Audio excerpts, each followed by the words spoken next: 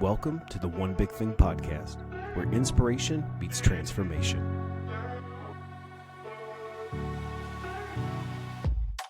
Once my Tennessee career ended, I had a small, brief stint with the NFL.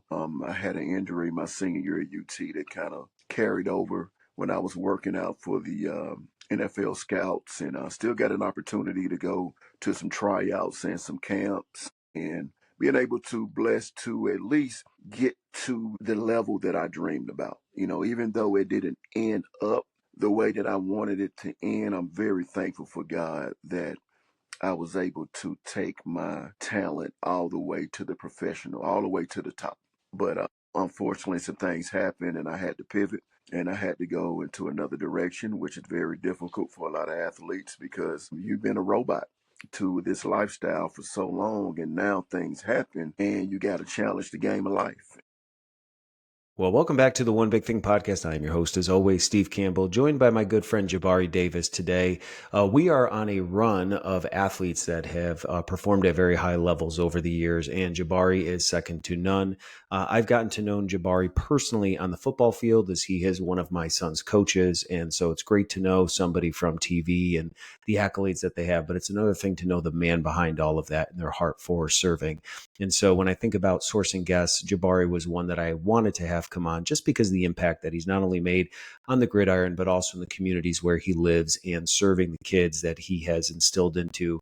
So Jabari Davis, welcome to the One Big Thing. For those who don't know who you are or know a little bit, I know we're both rocking the UT orange today, wanted to celebrate you. What's a couple things right here at the beginning of the episode you think you would want people to know about you? Well, man, I'm just a simple old laid back guy. My claim to fame in Tennessee was being a Tennessee football player from 2001 to 2004. I'm originally from Atlanta, Georgia. I grew up in an unbelievable household, only child, raised by two great parents, my mom and my dad, but had a village of support with our family. I am a father. I'm a husband. I am a leader of the community. I run a nonprofit organization as well that is going into our 8th year. And man, I'm just happy. I'm happy I get a chance to live what I feel like I've been destined to do is to empower and be around kids and be around great people and help people and motivate people to be successful and find the greatness in people and, use sports as my platform to do a lot of the life teachings that I, do in the community and not just my community all over the state with my nonprofit organization. So, man, I am a very, very, very deeply rooted in family. Like I said, man, I love my kids. My kids play ball. But they don't play ball because their dad played ball, so I don't do any of that stuff. They play ball because of the life lessons you get from sports that can help you transition into manhood and the discipline and the life skills that you get from it, man, are very pivotal in our family. And we stand on that hardly. And other than that, you know me, buddy. I'm just your everyday youth football coach right now. Just managing my family. Just had my new baby girl born. This is going on 6 weeks right now. So we got a lot on our agenda, but we balance it very well so the kids can have what they need and we can do what we need to do to make an impact and empower so many people that need us. And I got to imagine for those that have never had the opportunity to kind of listen to you, you have just such a sweet, jovial spirit about you. And I think that's really going to be reflected in this episode today. And when this show, for those that know Jabari, welcome to the One Big Thing. This is an interview style show where I've just been graced to really have some incredible interviews from individuals like Jabari, people, who have been in professional sports, musicians, entertainers, influencers, business owners. And it's really become just a platform for me to get to know them and encourage a listener out there today who's maybe going through a difficult or hard season. And I wanted to also let you guys know you can listen to this audibly, but you can also head over to my YouTube channel, which is Steve Campbell PR, because the one thing about Jabari is I don't know if there's been a better looking man that's rocked a cowboy hat, maybe other than Dion Primetime. But when I see Jabari on the sideline coaching my son, he has just the most incredible cowboy hat that he wears. It's like a signature for him. So you can watch along with us or you can listen today. But the show is called The One Big Thing because the whole concept was how can I have amazing people that are doing amazing things come on and share maybe just one big idea, not the whole thing, not 10 life lessons, but just one big idea that can helpfully empower you to move the ball forward. So, Jabari Davis, if I had to ask you your one big thing, what would you want a listener out there today to know? Just like I always tell people, and I tell my kids and anybody that needs just some life lessons, man, I tell people all the time, one of my favorite things that I've learned from experience in life is that it doesn't matter what you have, it doesn't matter your accolades, your accomplishments, what your family gave you, what you built, or anything like that. If you can truly understand the meaning of making people smile Mm. and making people feel good around your presence, you can truly control the world and accomplish anything. I think it's all about us being good servants Mm. to others. And what have you done lately to help the people that have helped you? And if you know anybody that needs any help, and if you're sitting around not doing anything, you need to stop it and you need to get busy because there's so many people around us that need your influence, that need your support. So to me, I think leaving a true legacy is your impact to others and making people feel really great in your presence. So if you can learn to make somebody's heart smile and make their soul sing and make people light up around your energy, man, you can conquer the world and achieve anything. Well, we could almost stop the episode right there, and there's enough wisdom impact in that 2 minutes. But the good thing is, folks, we get to spend a little time getting to know Jabari, who I think has some of the coolest nicknames that he was sharing with me before we came on. So, Jabari, for those, I know you are a Tennessee standout, a legend here. Why don't you walk us through the three nicknames that you've been deemed and kind of where they are? Because I think this story and these contexts help Yeah. people kind of understand a little bit of your journey. So, man, yeah, I am the king of nicknames.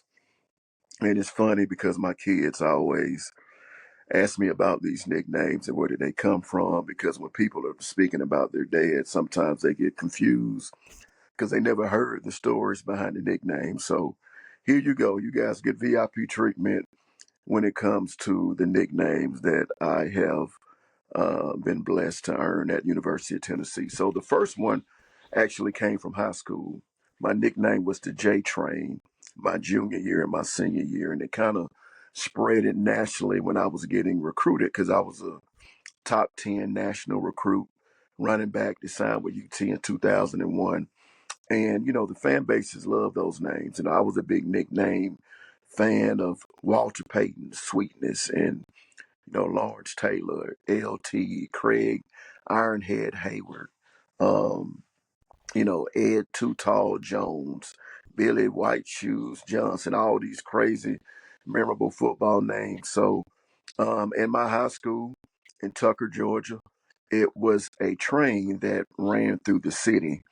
And that was a light bulb that went off in a lot of people's head that said, hey, man, we got to uh, name our running back the J Train because he's big like a train, he's fast like a train, he runs everybody's, he's running all the competition over. Nobody can stop this guy. So back then, it kind of would have went viral if we had social media around 99, 2000. So that's when all that started. I took a big picture of myself on a train track holding a football when I was getting recruited. And some kind of way, the fan base at Tennessee got behind that, and it was on every internet website back in the day in the message board. So that was my name for the Tennessee fans. So they nicknamed me. Well, that was the name that they always called me when I was playing the J Train.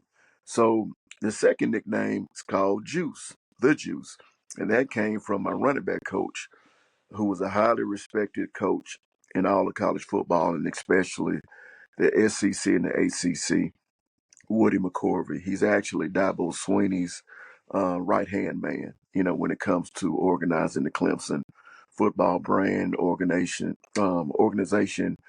and everything when it comes to Clemson football. Woody, like I said, highly respected running back coach, won a championship in Alabama in the early 90s. Blessed to have him as a coach, probably my favorite coach of all time that I had a chance to play for. He nicknamed me the Juice. And the reason he called me the Juice is because I was bigger than the other running backs. I wasn't your stereotypical, you know, average size running back. I was, 6 feet, 245 pounds, sometimes 250 pounds on the good days. A lot of people thought I was a lineman or I was a tight end, and they thought I should, play with my hands in the ground and do some blocking. But he used to call me Big Juice, Big Juicy, and just all these little crazy little things. So Big Juice kind of stuck out with my teammates and with guys, and still to this day, a lot of my teammates that I played with, they call me Big Juice. So that's Big Juice. The third nickname is Gator Killer. So Gator Killer came about um, in my career at University of Tennessee. I have 6 touchdowns versus the University of Florida. I scored 2 touchdowns my freshman year, a touchdown my sophomore year, 2 touchdowns my junior year, 2, 4, 5, and 1 touchdown my senior year. So if you add those up, and if you look in the record books, in the Tennessee record books, when it comes to rushing touchdowns, I've scored more rushing touchdowns against Florida than any other Tennessee running back in UT football history. And I was the MVP of the game in 2003. So when you look at all of those numbers and all of my great runs versus Florida and the plays that I made to help us win the game, people and the Tennessee fans just nicknamed me the Gator Killer. And it came out in an article about 10 years ago about my success versus Florida, and it went all over Twitter and it went all over Florida. And people just started calling me that. I didn't nickname myself that. I was just walking around one day, hey, that's the Gator Killer. That's the Gator Killer. And you know what? It stuck. So ever since 2015, I released Gator Killer t-shirts before the Florida game, and you could buy them online. We had them at a few stores here, and I've been trying to maximize that name and that brand to doing other things with the Gator Killer name. I need to get it trademarked because we have an unbelievable T-shirt that puts you in the mind of the Gatorade logo, but it has killer and it has a Florida Gator with a rope tied around his mouth, and it's really cool. So a lot of fans wear those shirts when we play Florida. And man, just been over the last 25 years of my football career journey, been blessed to have some unique nicknames that I still use to this day, and it's fun being a parent and explaining those stories to my kids. Well, I just, I always think about the everyday person who's never played collegiate football and doesn't have nicknames like the Juice or J Yeah. Train. They just work a typical 9 to 5 and just, it'd be a fun exercise to figure out if you're in a real 9 to 5 and what would Yeah. your nickname be around the office? What do you want people to call you at the end of the day? Because that's why I love interviewing these athletes because they're Yeah. experiences that most people don't get. But I think it's then what do you do with the platform and the legacy that you've been giving? Because you've earned the right to have the respect of being known as a legend within Tennessee, but it's only as good as what you do with it. And I think that's maybe what you were alluding to as part of your one big thing is if you can make somebody smile. And so I know that in talking with you, you've done a lot of work through your football camps and through giving back. So with all of this culmination of all of your experiences playing football, being a father, where has this kind of led you today? Share with people kind of the things that you're working on. I don't want to say, I know you have the nonprofit, kind of go into what some of these are and the importance of them to you. Yeah, man, all of those experiences pretty much led me into getting into the nonprofit space. And like I said, we've been in this space for the past 7 years, going on 8 years. But really, man, just, once my Tennessee career ended, I had a small, brief stint with the NFL. I had an injury my senior year at UT that kind of carried over when I was working out for the NFL scouts, and I still got an opportunity to go to some tryouts and some camps, and being able to bless to at least get to the level that I dreamed about. Mhm. Even though it didn't end up the way that I wanted it to end, I'm very thankful for God that I was able to take my talent all the way to the professional, all the way to the top. But unfortunately, some things happened and I had to pivot and I had to go into another direction, which is very difficult for a lot of athletes because you've been a robot to this lifestyle for so long, and now things happen and you got to challenge the game of life. And the game of life, my brother, is you think playing in front of Neyland Stadium is difficult. You know, and I know. Wait till football is over for you and you have a child, you got a family, and you got to figure out that next move. But luckily, I had great people around me that helped me pivot and transition into coaching. I was in Atlanta living for a couple years, and I wanted to get back in school and finish up. Football has always ran through my family's in my blood, and I was blessed to get an opportunity to move back to Tennessee and become a football coach. Matter of fact, my first job ever in football, I was a head coach. So it was a huge test, a struggle, some challenges that I had to face, but I got through it, and that really created my passion of coaching and being around kids and helping develop young people through sports and life and leadership. So that is what led me, man, into the nonprofit space to what I'm doing now. But really, yeah, just going through those difficult challenges and things that I faced as a player and not being able to finish out my career. And going through those tough times, man, I felt like I had a testimony to give, and I was going to give it as a coach. And our coaches are some of our greatest leaders and some of the best people we ever known in our life that kept it real with us and tell us what we needed to hear, not what we wanted to hear. So, been blessed and able to coach going on 15 years now, and not just in the nonprofit space, but as a youth football coach for the Maryville Little Rebs and doing camps and other things like that so I can help mentor young people. Hey everyone, Steve Campbell. Thank you so much for listening to this episode. If it's made an impact on you, I would love to take a moment to ask you to subscribe to this podcast so you never miss an episode. But I would also love for you to leave a 5-star rating and review. Your ratings and review help other listeners know that this show is worth their time. So thank you so much for tuning into The One Big Thing, and let's enjoy the rest of the episode. Yeah, and I think your take on the fact that none of us have ever been in your shoes, you obviously had the success at UT, got called the Gator Killer, MVP of a game. So you were a predominant player. It wasn't that you were a Rudy on the bench. And then you had an injury that kind of derailed what you had dreamed about from being a little kid. And for many listeners, we'll never know what that's like when your physical body is the tool that you use to make a living. Many Yeah. of us use skill sets or mind frames, and so if you get injured, you come back to work.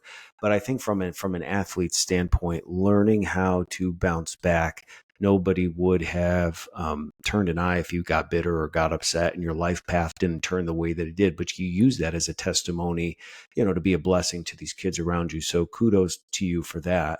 Was there anything though? I'm thinking about the person who, again, wasn't an athlete, but maybe they had a business that they started that didn't work out. Maybe they had a marriage that failed. Maybe they lost a child.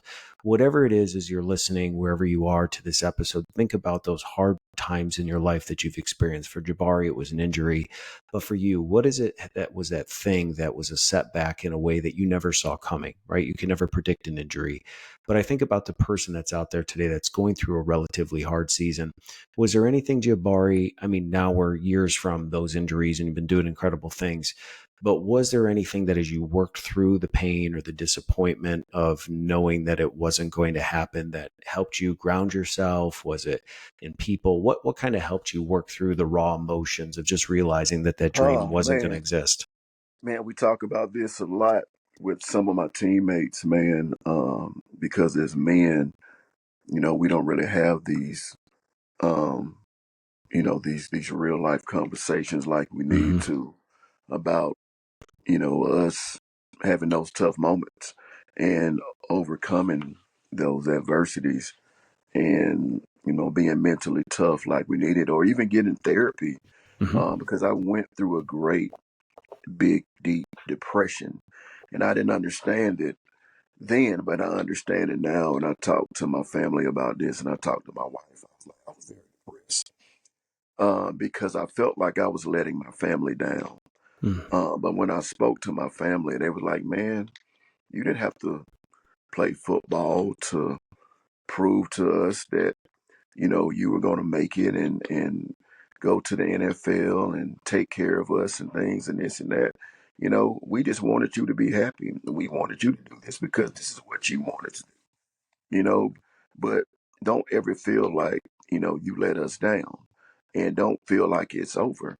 And one thing that I heard, I was watching a video one day and it was the Reggie White story and it really hit my soul and hit my heart was when he said, it was right before he passed. He was on a panel and he was speaking about, his legacy on and off the field. And if he said, in my grave one day, if the only thing that people can say or my family can say about me is just about my football success, then I have never lived. Mm. I have never lived. And that hit me like a bag of rocks in the back of my head, man. And I was like, you know what? I'm just getting started, man. I'm just getting started. Football was just what I did. It's not who I am. You know, football is just a game that I played. It's not what God's real purpose is in my life. I mean, it's for my life. So I had to really surround myself with positive people because, the negative people came around that only saw you for being a football player, that only saw you from running out of the tee and making beautiful memories so they can win money and they can brag going to work and they can fly on the Florida fans and Georgia fans and things like that. And the ones that are really in your corner and meant to be in your life, they're going to support you either or. They're going to still be there for you when those days are over with. So I found those people because I think God will surround you with the right people if you're doing the right things in life. And I got with those people, man, and they sat down with me and they said, hey, it's not over, man. You know, you did that for a small moment of your life. Now it's time to get to the second phase of your life and work on that post career. But still use the football Yeah. resources to help set you up for that big transition into the next phase of your life. So I think for me, Steve, just to answer your question, is, you got to huddle up with the right people. And I found the right people in my corner, some of Hmm. my coaches, some of my teachers from high school, some of my best friends. I got rid of the people that were the squares, not in my circle, because sometimes you could be surrounded with a good circle, but it's a lot of squares inside of that circle. So you got to figure out which friends are the squares and which friends belong into your real circle. So I found my real circle of friends and support system, and they guided me back to Knoxville. Atlanta was not the place for me. I needed to get back to Knoxville. I needed to get back to school, finished up, get around my teachers, get around my coaches, get around some of my teammates, and let them figure out what's the next move for my life.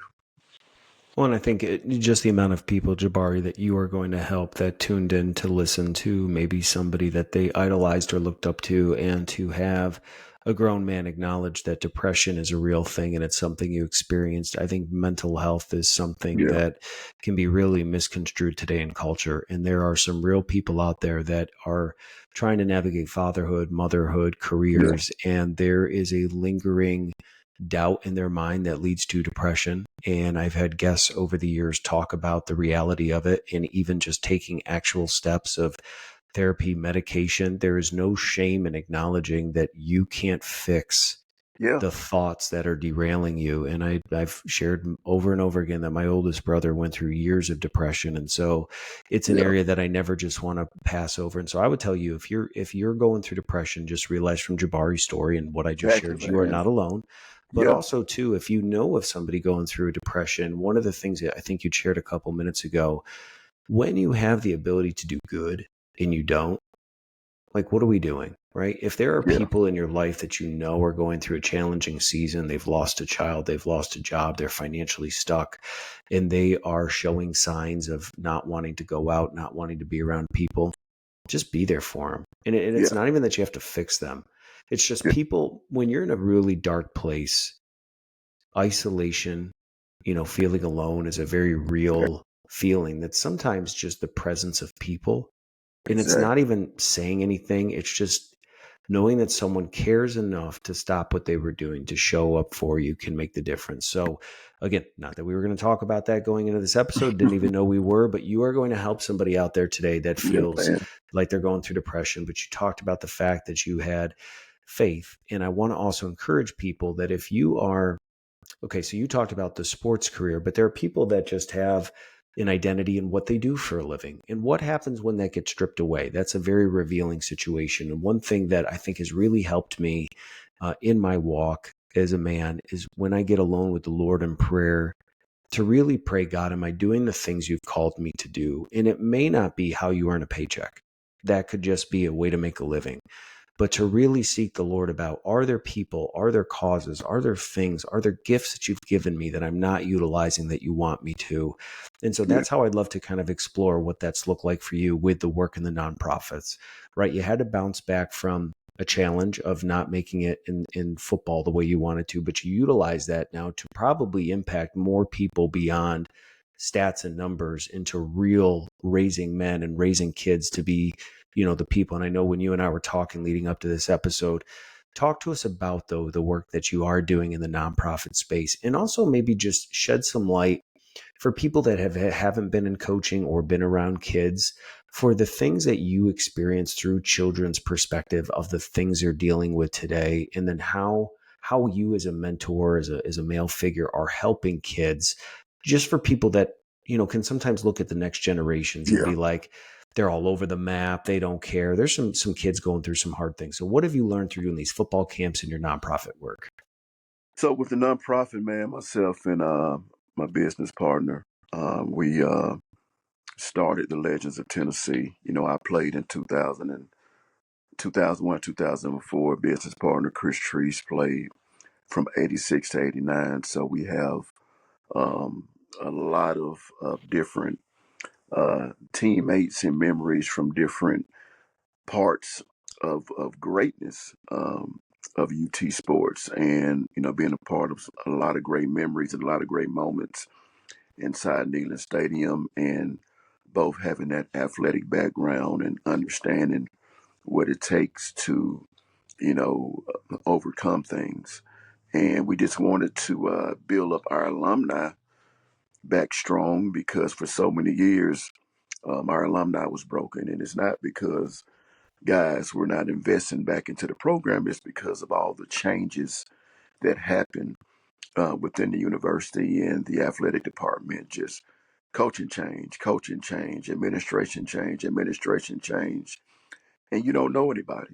And people come in and they treat this place just like it's a regular job, and it's not to us.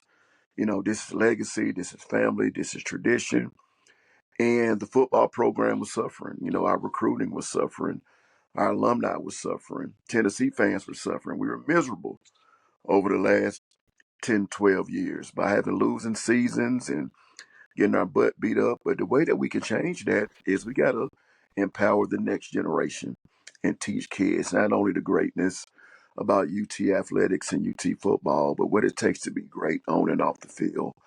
And, we started it in 2018, and we started doing local camps just in our neck of the woods. We would go to Sevierville and do football camps. Then we took it all over the state in some of the big cities, Nashville, Memphis, um, those areas, East Tennessee, Middle Tennessee, West Tennessee, got other guys involved, called guys, say, hey, bro, I know you played back in the 90s and early 2000s. I'd love to have you be one of our coaches, man, and share your story. It's a lot of kids in your community that are dealing with a lot of stuff and dealing with a lot of, self doubt. They can't make it. They need to hear your story on how you made it from these conditions and what they need to do to be successful so they can be the next person that can be uh, in their house, be the first person in their household that can go to college or make a huge impact in their family and change their family generation and legacy. So just little stuff like that that grew it into the big platform that we have now. So now we're implementing educational programs, youth mental health programs, and just want to do more for the youth, for the overall betterment of kids from mind, body, and spirit. With our educational program, Reading Champions, we're able to take UT athletes with their huge platform and promote educational success as far as reading. It's a huge reading crisis going on in America. It's a huge reading crisis going on at the elementary school level. We Mm-hmm. got to work together. The teachers can't do everything. So when these kids see their favorite athletes walk in the classroom and they're not talking about sports, they're talking about education and the importance of literacy and the importance of reading 2 to 3 books a day, getting tutoring, asking questions, sitting in front of the classroom. It's okay if you need to study. It's able to register with those kids, and we're able to tell our stories of how we had to take more action when it came to bettering our education and how we struggled as well. So that's been phenomenal. And also with the huddle piece, that's our youth mental health piece, just teaching kids how to, not only if you're playing football and you have that huddle that builds that foster connection of accountability and support off the field, you need that same huddle. What helped me navigating my brain into a successful path was the huddle I've had of positive people in my life.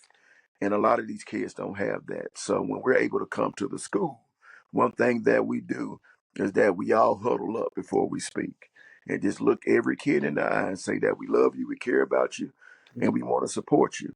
And we want to let you know that you're not fighting these battles alone. Let us know how we can help you.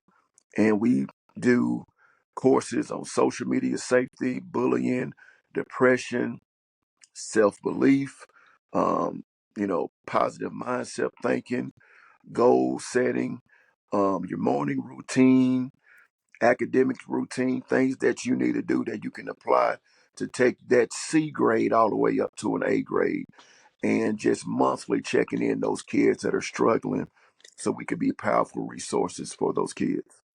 Well, I'd love to put Jabari information in the show notes if you're an educator or you are somebody who's looking to bring something like this to your community so people can get in touch with you, because the power of a different voice, somebody that looks like you, I don't think we really fully grasp and understand that you have teachers that are doing their best to raise men and women, to understand sometimes just having, a Jabari walk into the room could be the biggest difference for a kid who says, man, he looks like me. And I love football. And sometimes just, it's really funny how you experience this too into adulthood where, if you're ever navigating marriage, you and your wife or you and your husband can speak. And sometimes when you're so close to somebody, even if it's great information, it's really hard for you to take it for what it's worth and act on it. But if you have a consultant, a speaker, somebody on the outside who says the same exact thing to you, you could be like, honey, let me tell you what we talked about today. This is going to change our lives.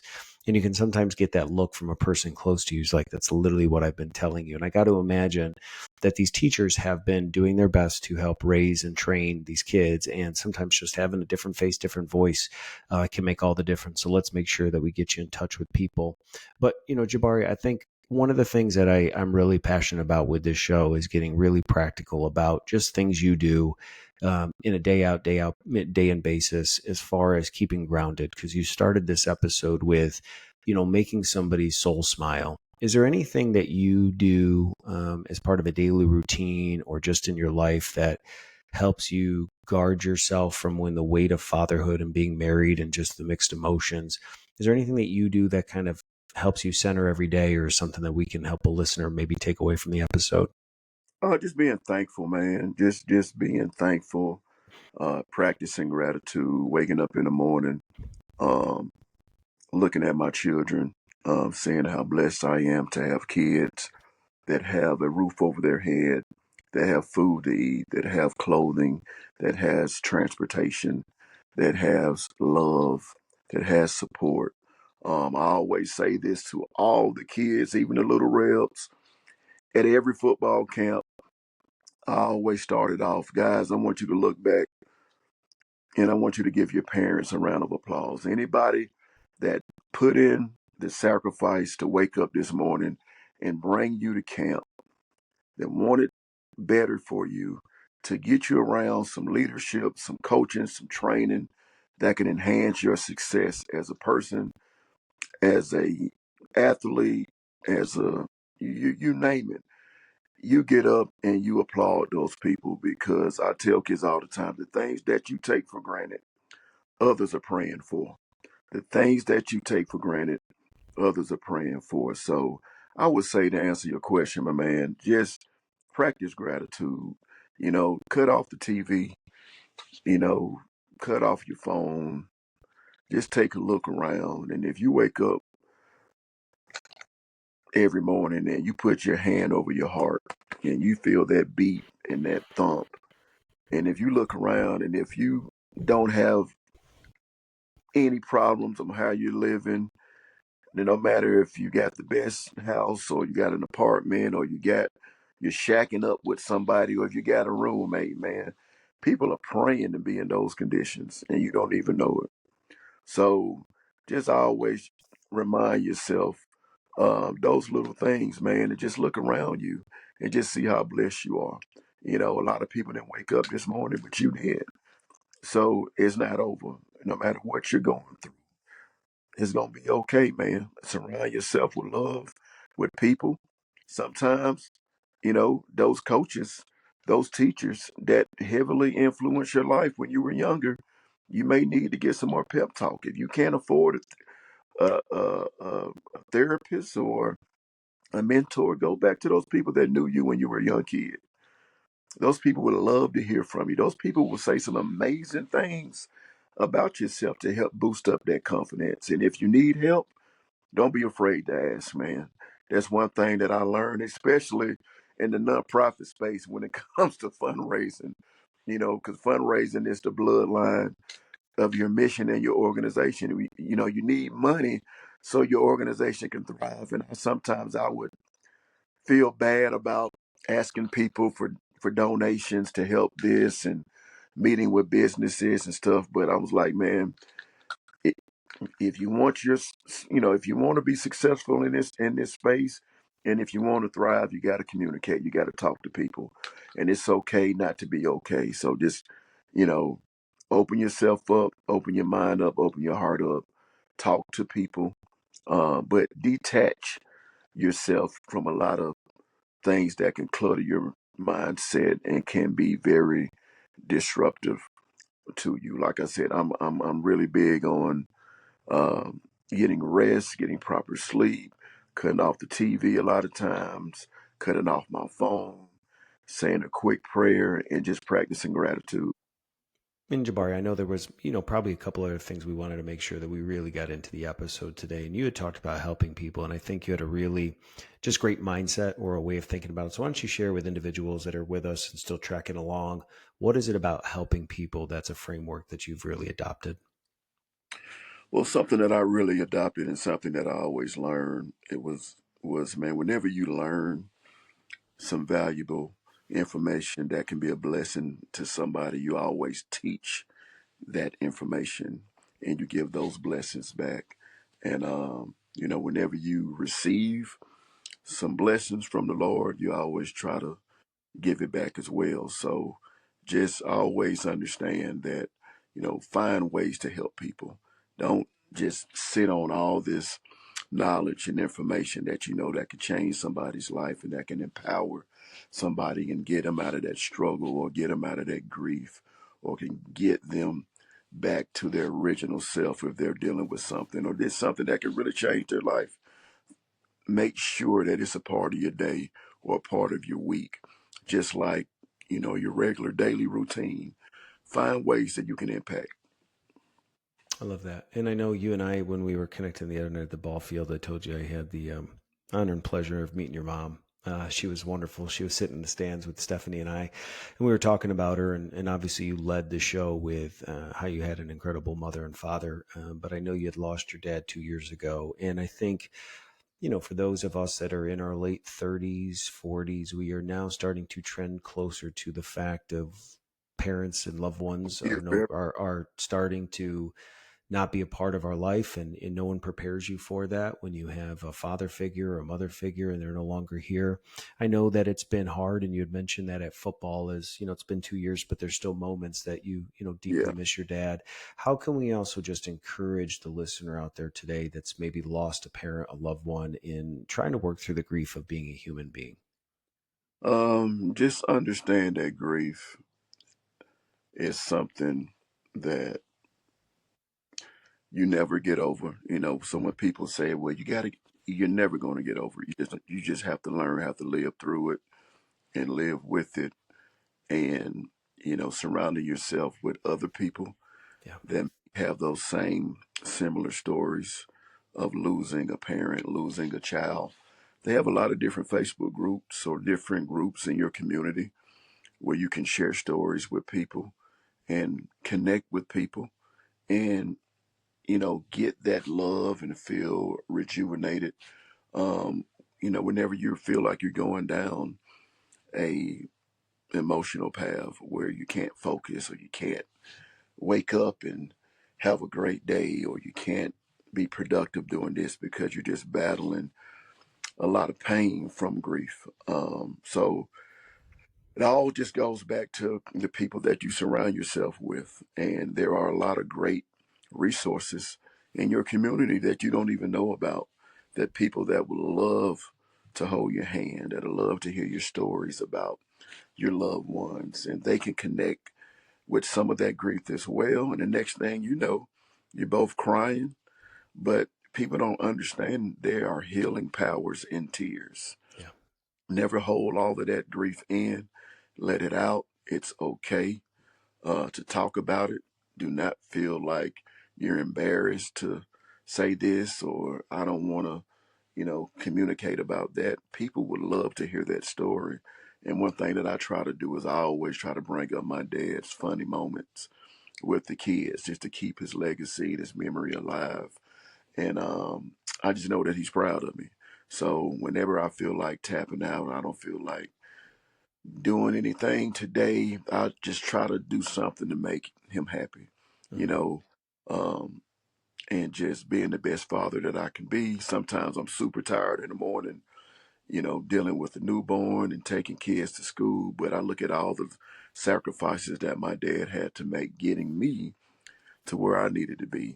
early in the morning, taking me to practice, staying after practice, after working a hard 9 to 5. And my dad worked at General Motors, so a lot of times he would work night shift, but still will wake up at 6 a.m. in the morning and take me to school so we can have those talks in those moments and, have that bond like we needed to. So I just think back and I look back at that and I said, man, listen, I can't complain.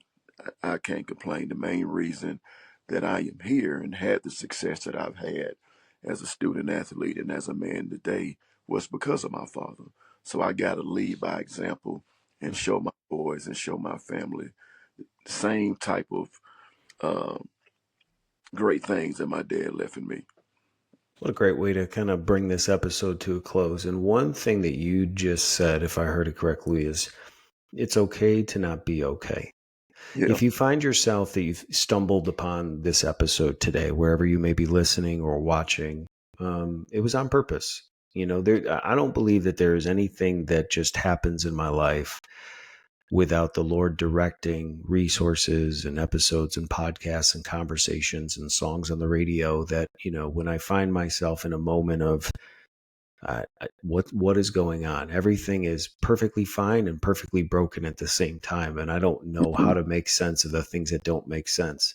what you just said is going to help a lot of people. It's okay to not be okay. But I think what we have discussed here in this 30 plus minutes is it's what you do with that. Setbacks are a part of life. Exactly. Challenges are going to come. You never know in what shape. If you've ever lost a loved one or you've ever dealt with an injury or a setback through work, those are things that you can never plan for. And truthfully, I think if God gave us the insight to know what was coming, we would probably sabotage ourselves or overdo it. But I think sometimes what happens for us is when we experience hardship, you have one of two choices. You can either detach yourself from the Lord, from faith, and say, why did this happen? This isn't fair. Or you can learn how to press into the thing that is actually the source of your pain. And if you can learn how to do that, it will set you free. It doesn't mean that it makes it easier, but it will provide perspective for the fact of, like you just said, you have a heartbeat, you have breath in your lungs, you have an opportunity to go change and impact someone's life. And that's what I would say as I bring this to a close. The more that I focus on my needs and what I need, the more selfish I can become and the more bitter.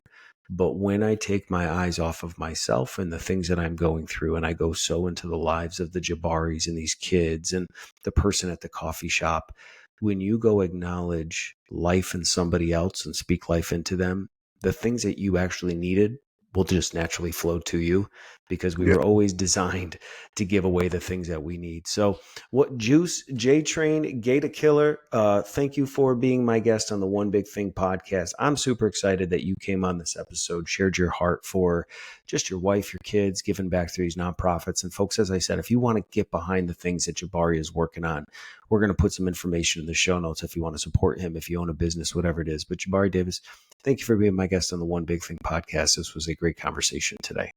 Well, thanks for stopping by the One Big Thing podcast. I appreciate you even listening to the entire episode and trekking along with us. I hope that it inspired you to move the ball forward in your life. And, I'd love to stay connected with you. One way that we can do that is by subscribing to my YouTube channel. If you head over to YouTube and go to Steve Campbell PR, that's Steve Campbell PR, you can hit that subscribe button. That's going to give you access to all the long form videos that I make, but also some of just the daily encouragement content that I like to push towards followers of the YouTube channel to really help you realize that you're not alone. And as I've said, as a dad, as a husband of four, my passion is inspiring people like you that are tuning into this journey called life so that you can maximize the potential that's God given to you. So thank you for stopping by the One Big Thing podcast. I hope you'll join the community and be a part of this with me. Get in touch if I can ever be in help. Information's in the show notes. But as always, thanks for being my guest on the One Big Thing podcast.